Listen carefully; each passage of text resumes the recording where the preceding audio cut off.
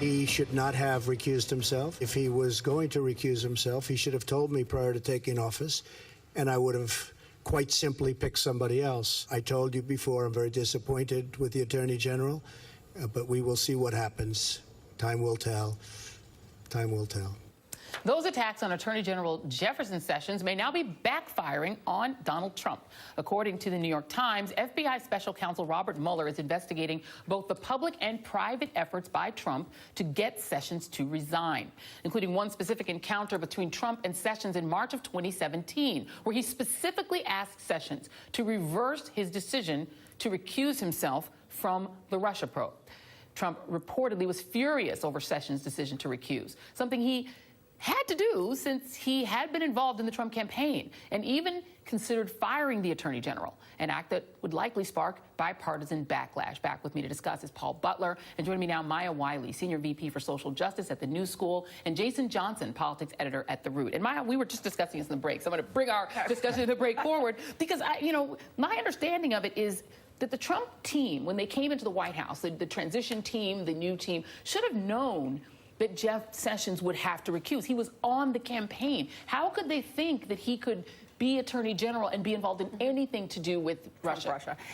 Not only was he on the campaign, he was the first U.S. Senator to endorse Donald Trump. Right. He became his National Security Committee advisor. He led that committee for Donald Trump, so that put him directly related to any conversations about national security for the campaign.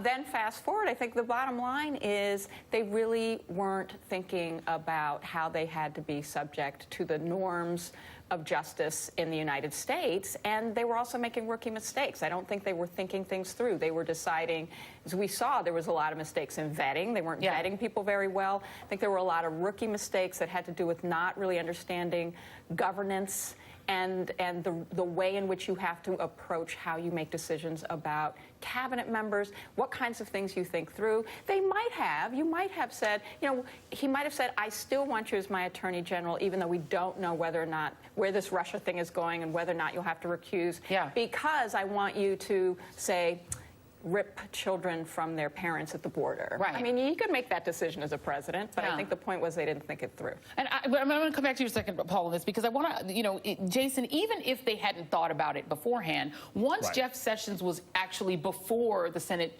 Judiciary Committee for confirmation, at that point there was a flashing red light on him because he was being asked point blank, did you have meetings with any Russians? Right, and he was constantly using that very effective legal term, I don't recall. And he said that a lot, right? He's like, I don't recall this, I can't remember this meeting, I can't remember Boris or Natasha or anything else like that. I mean, everybody should have known and seen this coming. But here's the thing, and Maya mentioned this, and I think it's very important. Part of why Donald Trump can't get rid of Sessions isn't just because of the fact that it would trigger a constitutional crisis and everything would explode and people would be afraid. It's because one of the few things that the Senate has made clear is we like this guy, and we're not going to replace him if you get rid of him. So as long as he's there implementing the president's white nationalist agenda when it comes to immigration, getting rid of consent decrees, and letting bad cops run roughshod and throwing people into jail instead of doing things to actually combat the opioid crisis, his job is safe, and Trump can't stop him. Yeah, and to that very point, just for those who, PBS NewsHour had a piece out this week where it reported that Republicans are indeed trying to protect Jeff Sessions. It said in private meetings, public appearances, on television, and late-night phone calls, Trump's advisors and allies have done all they can to persuade the president not to fire a cabinet official. He just visits his loyal. He's a member of the club. He still has access to the cloakroom. I mean, he's a former senator. But I want to come to you on this, Paul, just back on the recusal point. Axios reports on Thursday that Trump pressured Attorney General Sessions to reclaim control of the Russia investigation at least 4 separate times, 3 times in person, once over the phone, of course, according to sources familiar. One more piece. The New York Times reporting this week that Trump complains to friends about how much he would like to get rid of Sessions, but he's demurred under pressure, as we just mentioned, from Senate Republicans who said they won't confirm anyone else.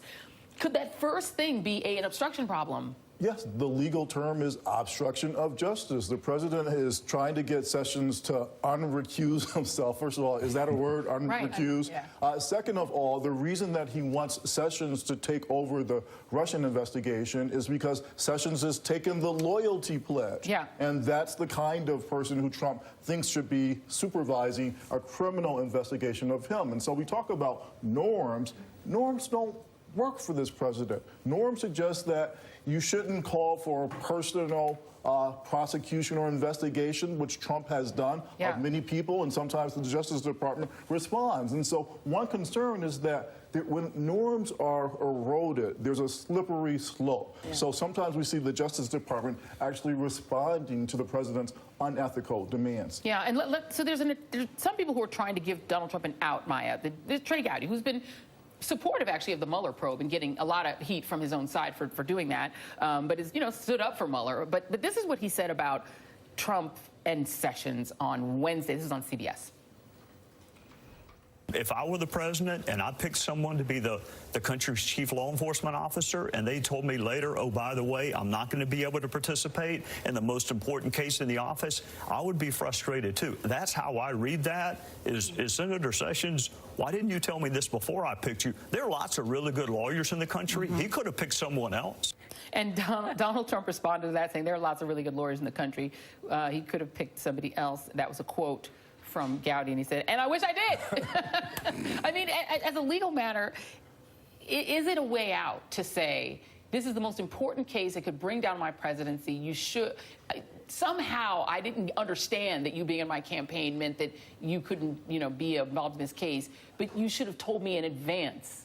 I can't help you with this case. You should have told me in advance that as your national security advisor on your campaign, having met with Ambassador Kislyak 2 times during the campaign after testifying to Congress in January that he wasn't aware of campaign members actually having contact or having relationships with Russians, I find it a bit astounding to suggest there are things that actually Jeff Sessions had to say. Yeah.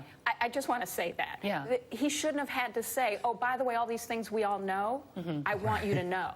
So I think the question becomes, one, if Donald Trump did not commit any crimes, this is not the most important case of the Department of Justice. Right. This is if most people, if they hadn't done anything wrong, would have said, I did nothing wrong.